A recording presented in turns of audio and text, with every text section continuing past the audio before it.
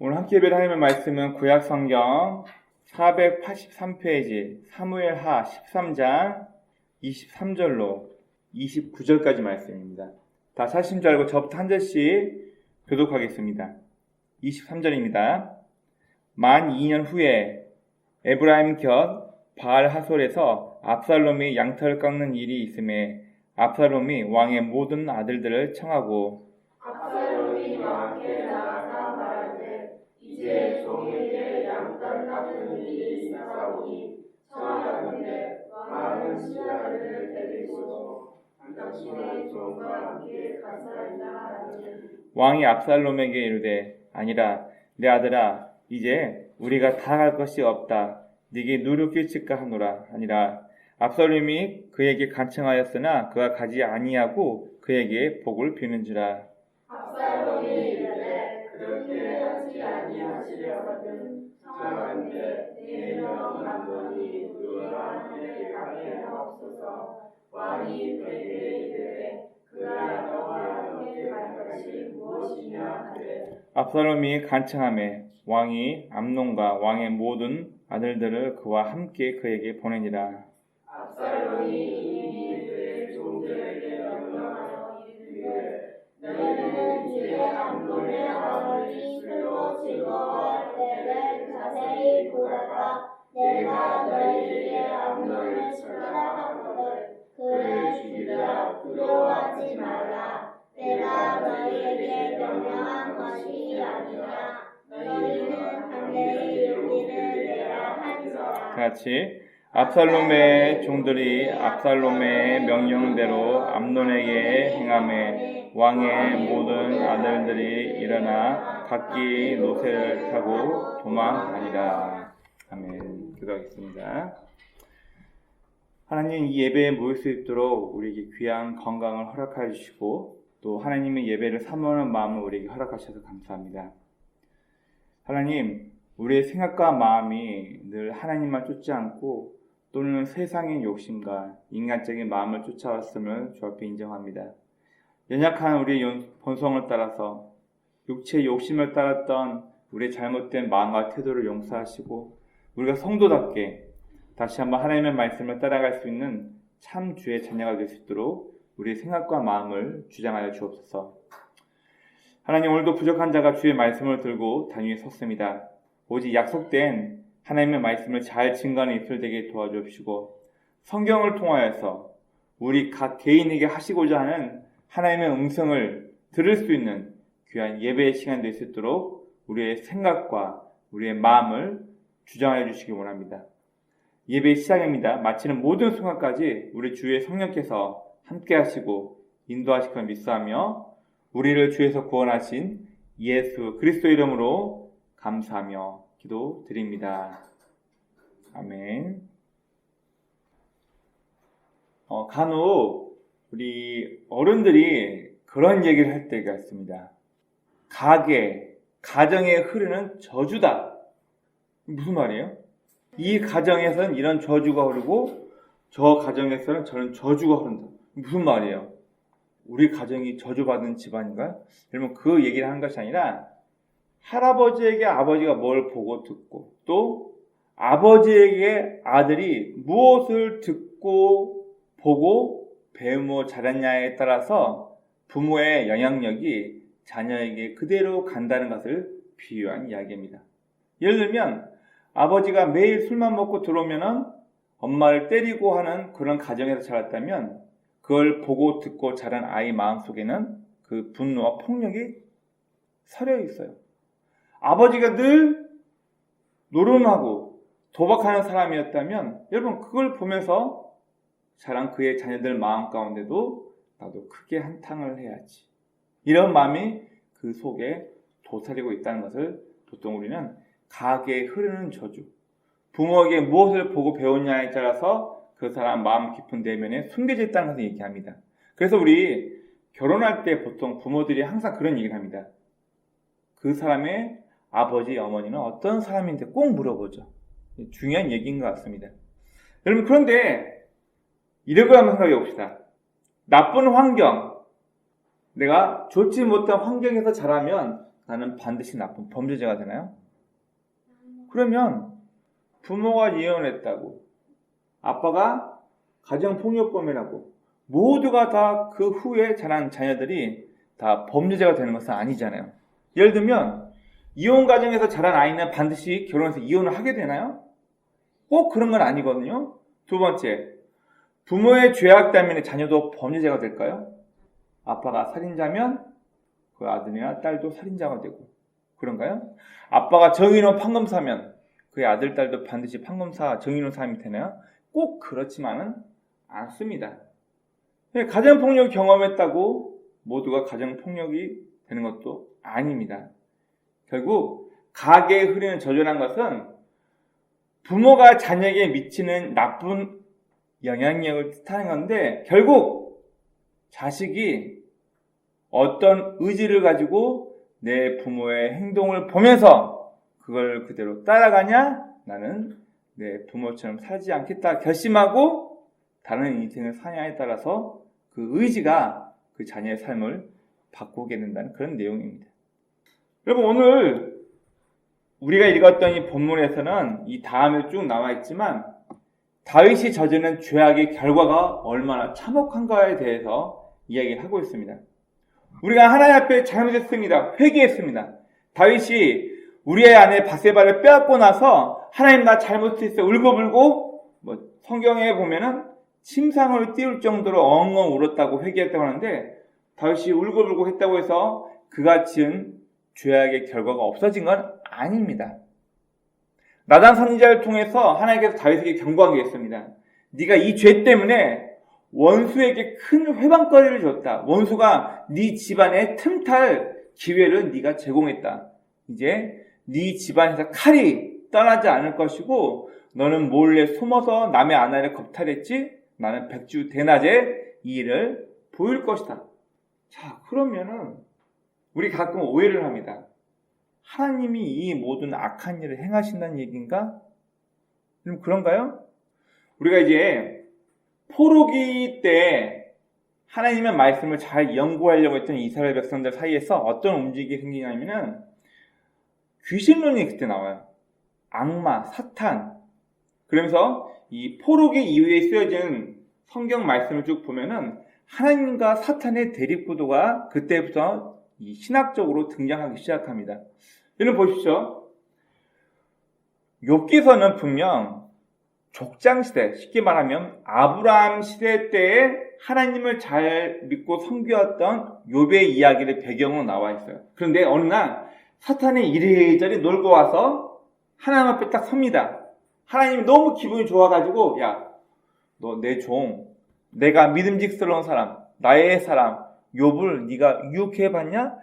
욥처럼 정의롭고 악에서 떠난 사람이 없다. 하나님이 자신만만하게 사탄에게 얘기합니다.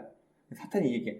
에이, 그건 하나님께서 욥을 부유하게 만들고 하나님의 울타리로 욥을 보호해주시니까 그렇죠. 그거 한번 다 치워보세요. 욥, 하나님 저주하고 죽을걸요? 에이, 걔도 똑같은 어쩔 수 없는 인간이에요.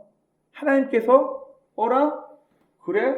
그러면 너 욥의 생명만 건드지 말고 나머지는 네 마음대로 해.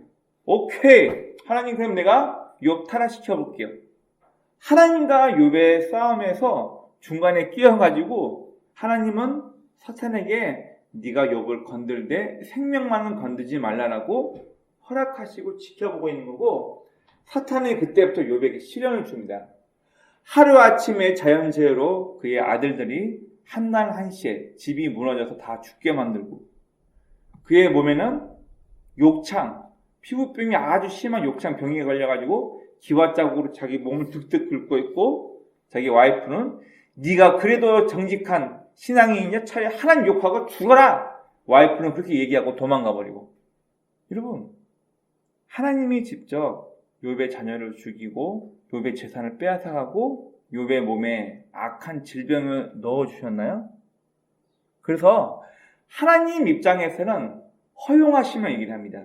하나님 입장에서는 테스트이기 때문에 지켜보시는 거고, 사탄의 입장에서는 하나님께서 허락하셨으니까 어떻게든 이 인간을 유혹해서 타락해서 하나님과 멀어지게 하는 것. 이게 사탄의 입장이에요. 그래서 하나님은 테스트, 이 사람이 얼마나 신앙이 있는가를 시험해 보시는 거고, 사탄 입장에서는 이 사람은 유혹, 템테이션, 똑같은 T로 시작하지만 이 사람을 타락하게 만드는 게 사탄의 의도예요. 다윗이 지은 그 범죄 때문에 그 죄악의 결과가 이제 성경에서 쭉 나옵니다.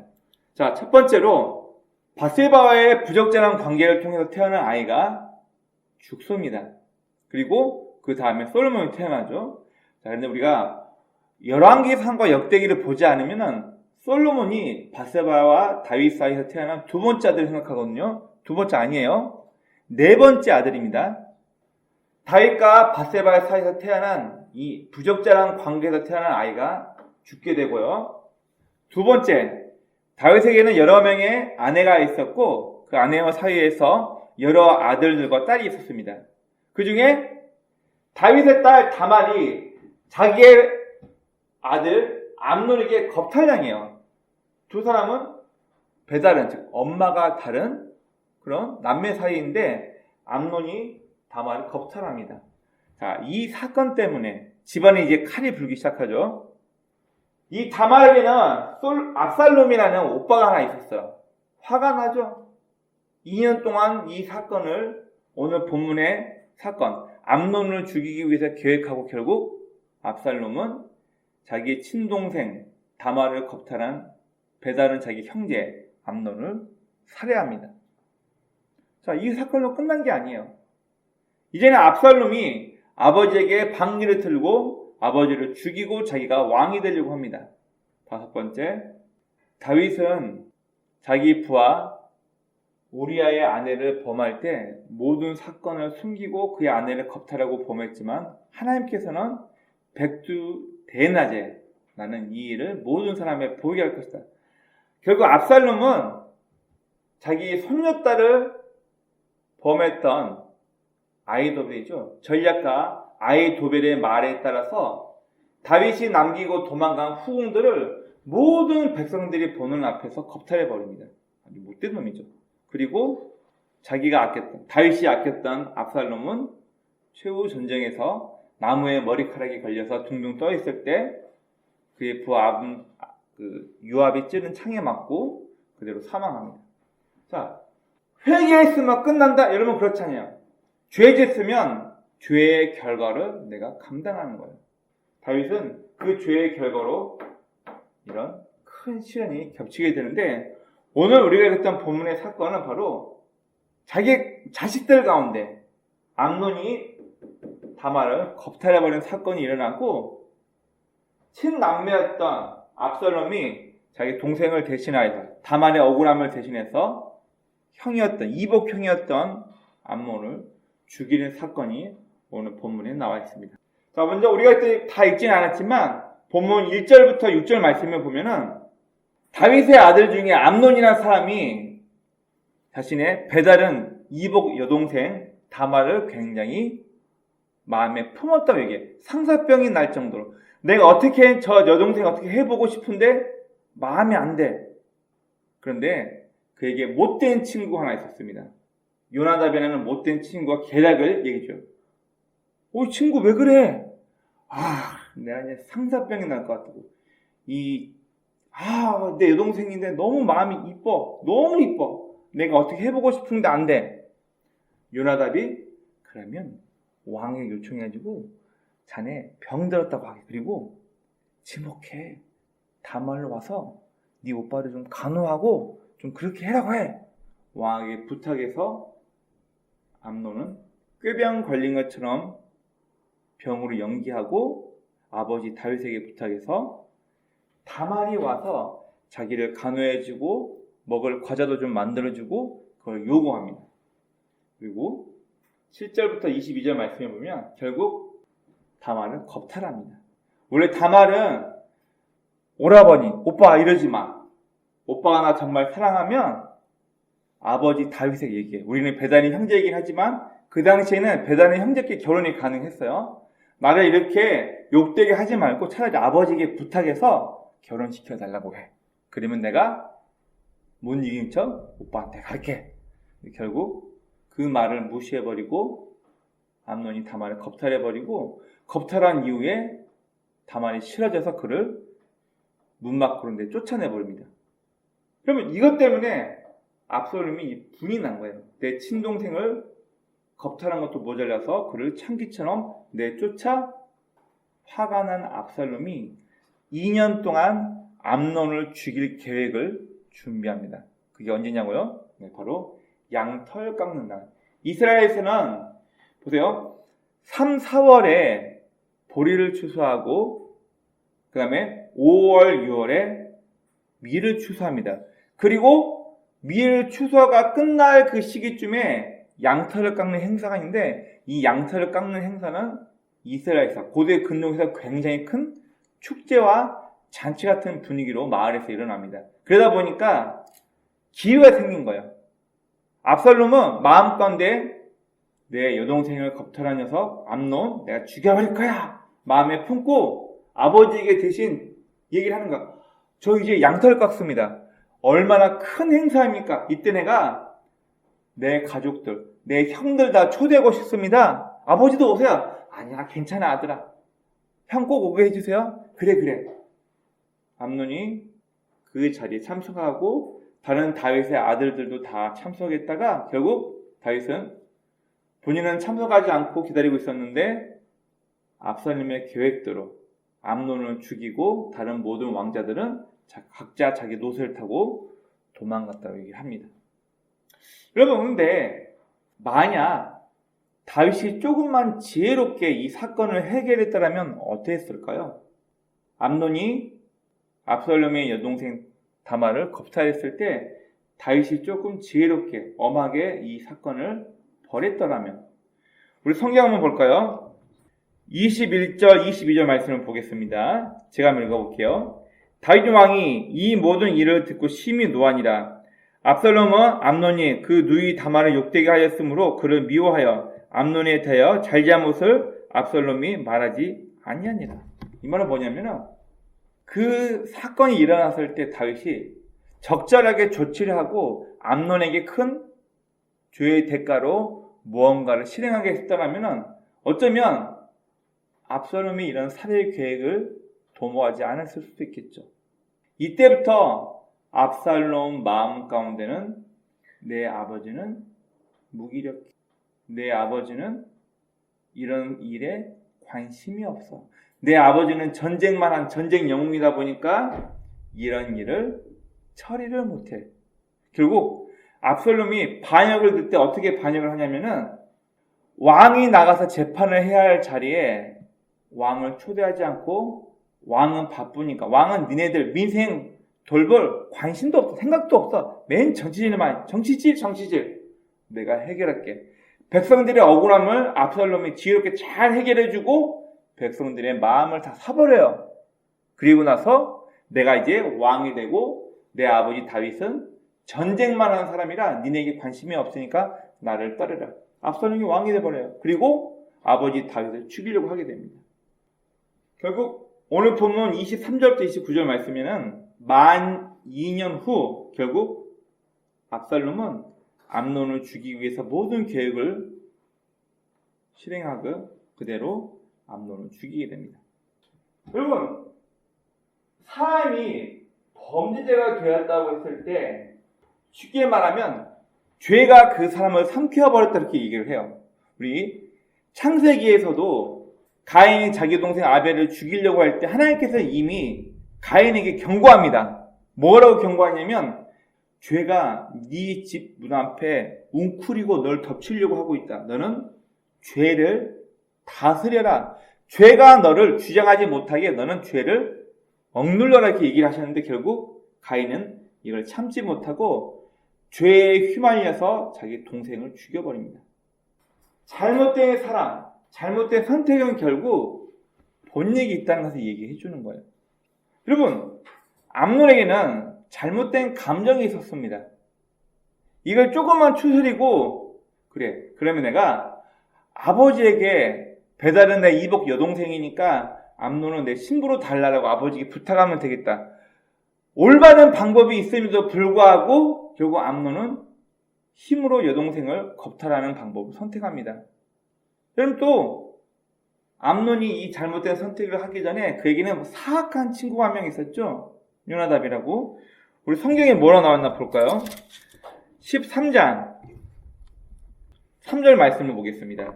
다 같이 읽어봅니다. 시작. 암논에게 요나답이라 하는 친구가 있으니 그는 다윗의 형 시므아의 아들이요 심히 강교한 자라. 형의 아들이래요. 다윗에게 말하면 조카죠. 심히 강교한 자라. 그 암논이 꾀를 내죠.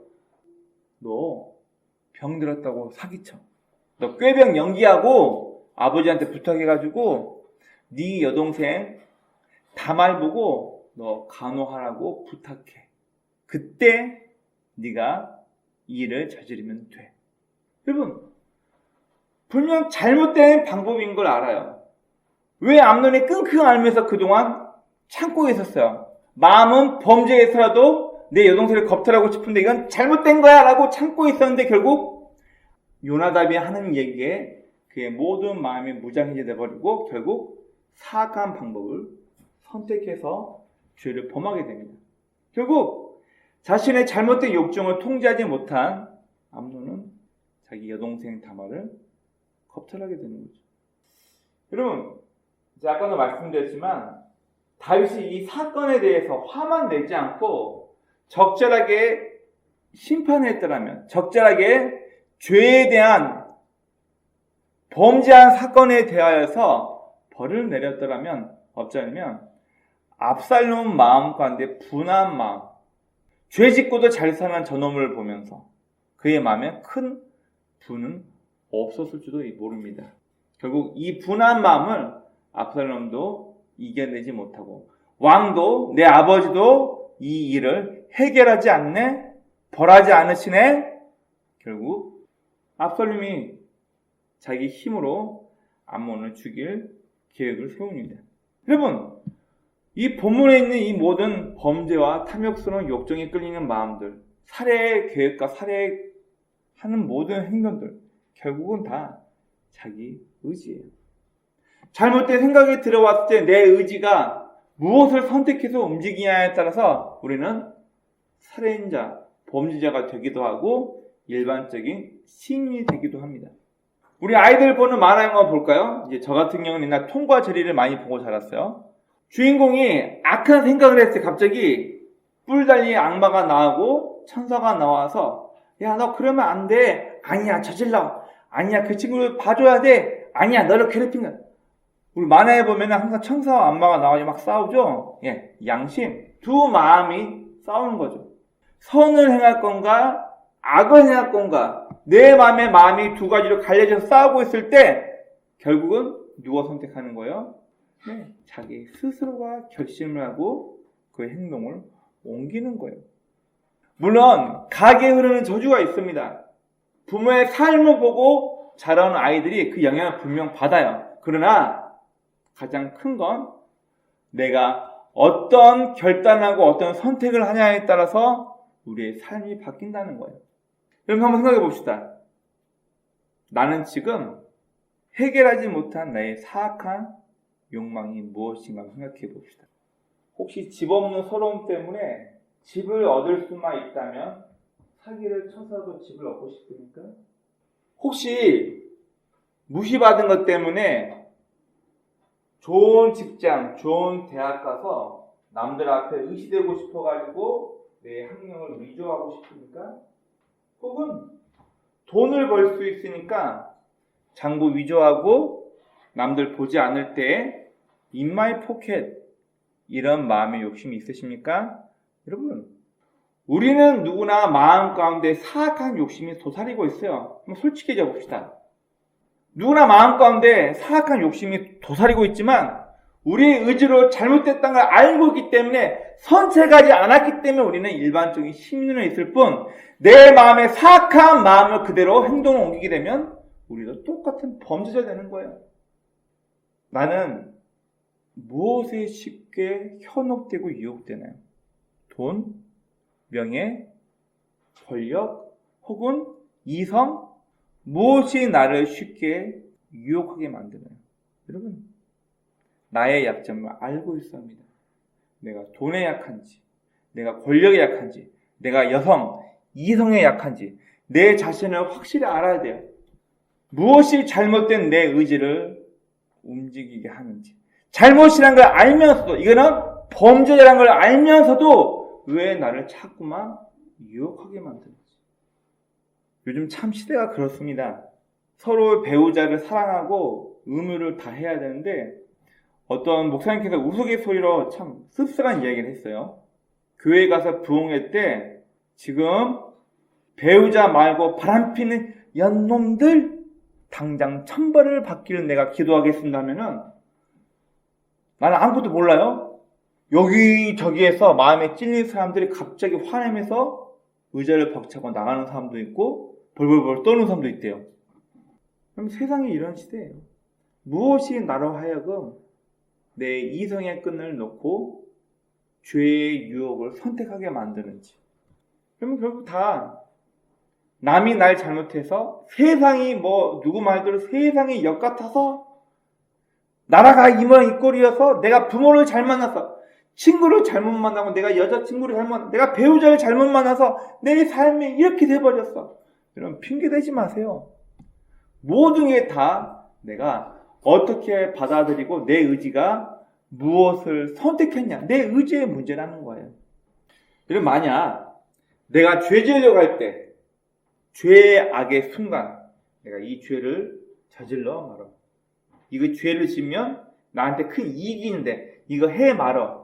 죄악의 순간 때 죄의 선을 넘어가려고 할 때 그 넘어가는 나를 끄집어 당길 수 있는 구심점이 있다면 내가 나쁜 짓 하려고 할 때 그러면 안 돼. 맨날 나를 혼내면서 얘기했던 부모님의 얼굴이 기억난다.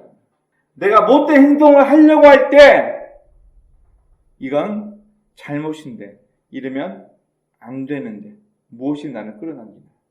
다음, 나에게 올바른 조언을 해줄 사람을 있었다면 그 조언을 들을 귀가 나에게 있었다면 그리고 이 죄의 대가가 이 죄의 미래가 어떻게 나를 나락으로 떨어뜨릴지 죄의 결과를 내가 한 번쯤 생각해 볼 수 있다면 여러분 은행 털면 되죠. 그럼 부자 되겠죠. 그 다음은요. 나는 범죄자 돼서 평생 쫓기는 거고 안 걸리면 다행인데 거의 잡혀요. 걸리면 나는 내 미래가 어떻게 돼요? 나는 범죄자 되는 거예요. 여러분 우리 신앙인에게는 창세기에 나와 있는 요셉의 고백이 너무나 중요합니다. 코람 데오스. 하나님 앞에서 내가 이 죄를 지으려고 할 때, 이 범죄에 현혹되고 유혹될 때 나를 지켜보고 있는 하나님 앞에서 요셉이 그러죠. 내가 어찌 득죄하리요. 우리가 매 순간, 특히 우리 신앙인은 매 순간 어떤 행동을 할 때 하나님께서 나의 삶을 지켜보고 있다는 것을 우리가 의식한다면 여러분 우리는 죄로부터 멀어질 수 있습니다. 여러분 로마서 6장 13절에 보면 이런 말씀이 있습니다. 제가 한번 읽어볼게요. 또한 너의 지체를 불의의 무기로 죄에게 내주지 말고 오직 너희 자신을 죽은 자 가운데서 다시 살아난 자같이 하나님께 드리며 너희 지체를 의의 무기로 하나님께 드리라. 이게 로마서 6장 13절에 있는 말씀이에요. 즉 네 의지로 네 결단으로 죄의 악에 쓰임받는 무기가 될 것인가 하나님 편에서 의롭게 쓰임받는 무기가 될 것인가 네가 선택해라. 불의의 무기가 될래 선의 의의 무기가 될래. 그 얘기를 하는 거예요. 누가 하는 거예요? 나 자신이 선택하는 거예요. 죄악에 지지 말고 선으로 악을 이기라. 그 얘기를 하는 거예요. 결국 네 선택이다. 무엇을 선택하고 결단하냐는 결국 우리 각자에게 주어진 몫입니다. 여러분 가끔 우리는 창세기 왜 하나님은 선악과를 왜 만들어가지고 애초에 아담과 하와가 타락할 길을 만들어 놓으셨지? 하나님 이상하네. 애초에 없애면 되는데 왜 만들었지? 아이들만 있는 방에 불을 피워놓고 가요. 미친놈이죠. 우리 생각 그렇죠. 애들한테 위험한데 왜 거기다가 불을 피워놓고 가요? 여러분, 하나님께서는 애초에 선악과를 만들지 않았으면 되는데 왜 선악과를 만들어 놓고 아담과 하와가 타락하게끔 만들어서 유혹하신 건가요? 아니요. 우리가 이 성경을 잘 읽어보는 게 뭐냐면은 하나님께서는 아담과 하와, 인간을 만드실 때 하나님과 영원히 함께 살며 함께 동고동락할 수 있는 반려적인 존재로, 평생을 영원히 나와 함께 할 수 있는 존재로 인간을 만들고 그에게 죽음이 없는 영생을 허락하시려고 했어요. 그러나 그 전에 뭐가 필요했냐면 하나님은 아담과 하와를 로봇으로 만들지 않았기 때문에 이 아이들이, 아담과 하와가 나를 믿고 의지하며 함께 올 수 있는 나의 반려적인 존재가 될지 안 될지를 테스트해 봐야 돼요. 여러분, 연애 왜 하는 거예요? 그냥 내 마음에 드는 여자네, 내 마음에 드는 남자네, 그냥 결혼해버리면 안 돼요? 이 사람이 어떤 인간이고 배신하지 않고 나와 평생을 할 수 있는 사람인지 확인해야 돼요, 안 해야 돼요? 해야죠. 여러분, 하나님 입장에서 인간에게 영생과 하나님의 모든 좋은 것들을 주시기 전에 그가 일평생을 영원히 하나님과 함께 할 수 있는 존재인지를 자유의지를 주셨기 때문에 그 자유의지를 테스트하기 위해서 반드시 선과 악을 알게 하는 실과가 필요했던 것입니다. 결국 우리는 내가 죄악의 길을 선택할 수도 있고 선한 길을 선택할 수 있는 의지가 우리에게 있어요. 우리 예배 시작 때 하진이가 얘기했던 것처럼, 기도했던 것처럼 우리가 하나님의 길에 설 수도 있고 죄인의 길에 설 수도 있어요. 즉 의롭게 살아가는 성도답게 사는 길에 서서 선택하며 살 수 있고, 악인의 입장에서 내 이익만을 위해서 살아가는 악한 죄인의 길에 내가 서서 죄악을 선택할 수도 있어요. 우리의 몫이라는 거예요. 그렇지만 우리는 매 순간 우리는 우리의 마음이 어떤지 나 자신을 돌아봐야 돼요. 나는 지금 어떤 마음을 품고 살아가는지, 지금 계획하고 있는 게 지금 무엇인지, 일하면서 혹은 친구 만나면서 내가 지금 어떤 마음을 품고 살아가는지 내 자신을 알아야 돼요. 두 번째, 내 주변에 어떤 사람을 가까이 하고 있는지. 그러면 금묵 자흑, 뭔 말이에요? 시커먼 묵을 가까이 하면 물든다. 또 유유상종이라는 말이 있죠. 여러분, 지금 내 주변에 어떤 사람이 있냐에 따라서 나도 그 사람에게 영향을 받는다는 얘기예요. 우리나라뿐만 아니라 다른 유럽의 속담에서도 친구를 보면 그 사람의 인격이 보인다. 오늘 본문에서 암논은 간교하고 사악한 요나답이라는 친구를 가까이 두었고 그 사람이 하는 거짓, 요나답이라는 친구가 말해준 장꾀에 넘어가서 결국 그는 자기가 참고 참아왔던, 자기 여동생을 겁탈하고 싶은 그 마음을 참고 참아왔지만 잘못된 친구의 이야기를 듣고 결국 그는 무장해제해버려서 자기 여동생을, 다말을 겁탈해버립니다. 여러분, 지금 옆에 누가 있습니까? 여러분, 만나고 있는 사람이 사악한 사람입니까? 아니면 내 자체가 사악한 인간이 되어버렸습니까? 여러분, 주변에 똥파리가 붙는다면 내가 냄새나는 사람인 거예요. 저를 가르쳤던 한 교수님이 이제 우스갯소리로 신천지가 이제 본인 집에 초인종을 누르고 왔어요.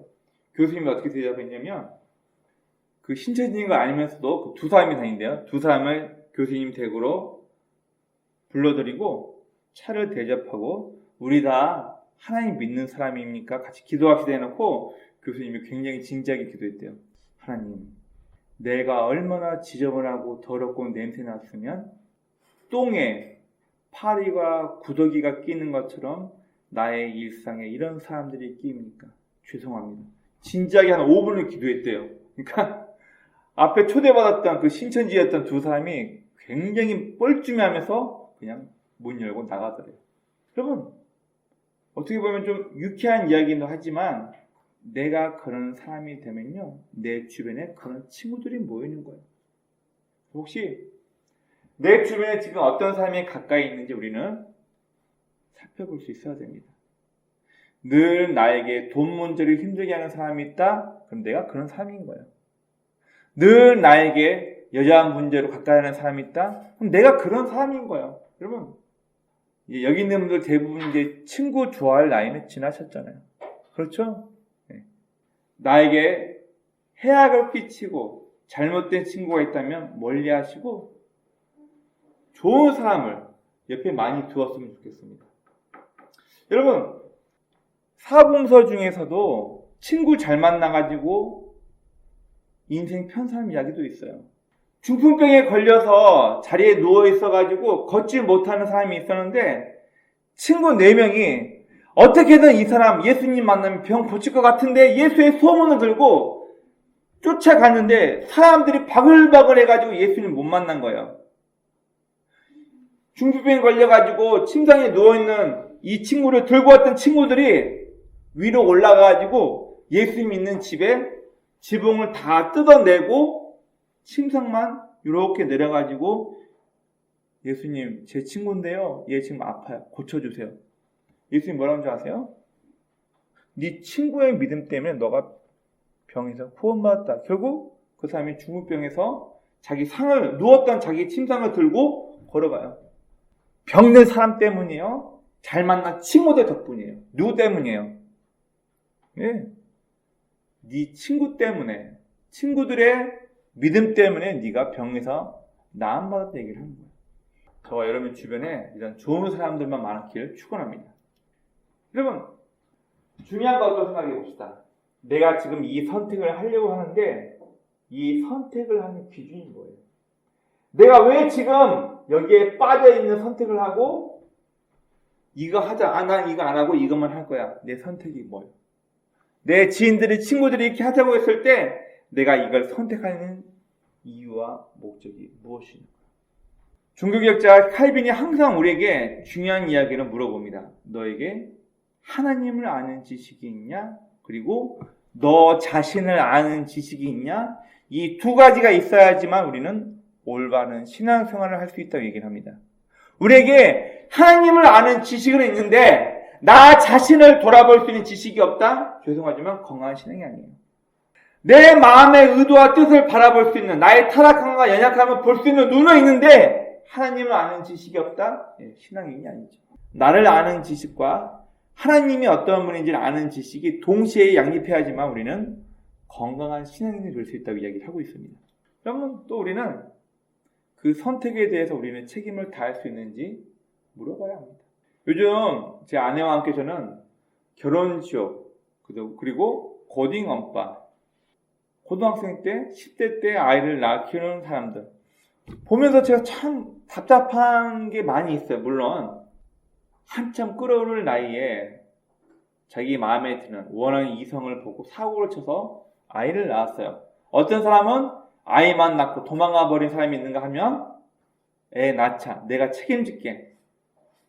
어쨌든 멋있게 태어난 아이를 책임지며 부부로 살아가는 사람들이 이 고딩 10대 때 엄마 아빠가 되어서 그 TV 프로그램에 참여합니다.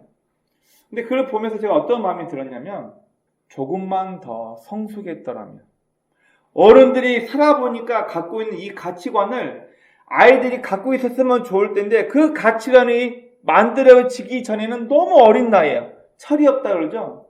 자기밖에 모르고 이기적이니까 아이를 양육할 때 아이가 너무 방치된다든지 아이를 잘못된 방향으로 사랑하면서 이게 부모 역할 다 있다고 생각하든지 이런 모습들이 많이 보이니까 굉장히 안타깝더라고요. 애가 태어났으니까 죽이면 안 되니까 그냥 책임져야지. 물론 나쁘지 않습니다. 그것도 애 지우려고 하지 않고 이미 뱃속에 태어난 아이를 지우지 않고 살려서 태어나게 해서 그 아이를 책임진다는 건 물론 중요해요. 그러나 우리는 부모로서, 자식으로서, 또 어디 회사의 직원으로서, 누군가에게 또 친구가 되겠죠. 누군가에게는 살가운 지인으로서 나는 내 삶의 선택에 대해서 책임을 다 지고 있다. 내 배우자에 대해서 책임을 다하지 못하면 불륜공화국이 되는 거예요. 우리나라는. 간호법도 없고, 희한하게 우리나라가 상간남으로 고소돼도 그 벌금 수준이요 2천만 원을 못 넘어요. 아주 약소한 금액. 그러니까 아직껏 뭐 범죄하기 너무 좋은 나라가 되면 안 되는데, 범죄자에게 법이 너무 관대해요. 요즘 우리 한불연의 프로그램에서도 음주운전 해가지고 사람 치워 죽여도 법이 너무 관대해요. 면허 취소돼도 여러분, 그 사람 불쌍하다. 나중에 그 사람이 운전하는 직업을 가질 수 있잖아. 면허 취소돼도 또 면허를 딸 수 있게 만들어줘요. 법이 너무 관대하지 않나요? 음주해가지고 어린아이를 치워 죽이고 사람을 일가족을 몰살해서 죽여도 법이 너무 관대해요. 징역 3년? 그러면 끝나더라고요. 개인적인 생각입니다. 우리는 이미 지금 우리는 굉장히 많은 사람들의 말, 내가 살아오고 있는 이 시대의 사람들이 중요시하고 있는 가치관들을 우리는 다 눈으로 보고 들으며 자라와서 지금에 와 있어요. 우리는 늘 무엇인가를 선택하고 고민하며 어떤 것을 결심하게 됩니다. 저는 제 아이들에게 항상 그런 이야기를 해주고 잠자기 전에 아이들에게 그런 기도를 해줍니다.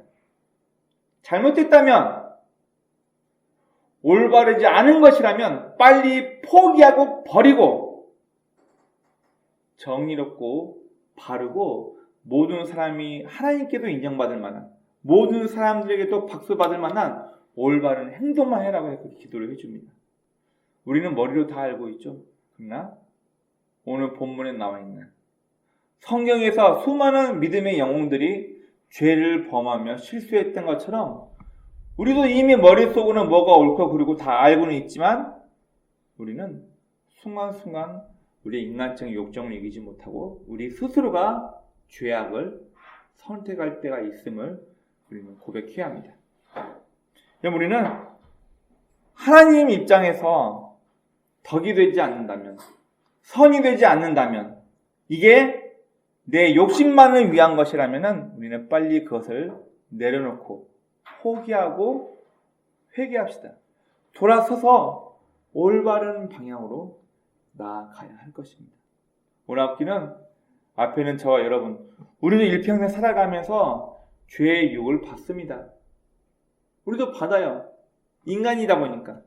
이미 우리의 마음 가운데 육체의 본능을 따라가려고 하는 죄인으로 태어났기 때문에 우리는 일평생 살아가면서 우리는 죄의 유혹을 받고 갈등할 것입니다. 오늘 앞기는 오늘 모인 저희와 여러분들이 죄악을 선택하지 않고 하나님의 원하시는 뜻을 따라서 올바른 방법을 선택하며 살아갈 수 있는 복된 성도의 삶이 되길 주의 이름으로 축원합니다. 아멘.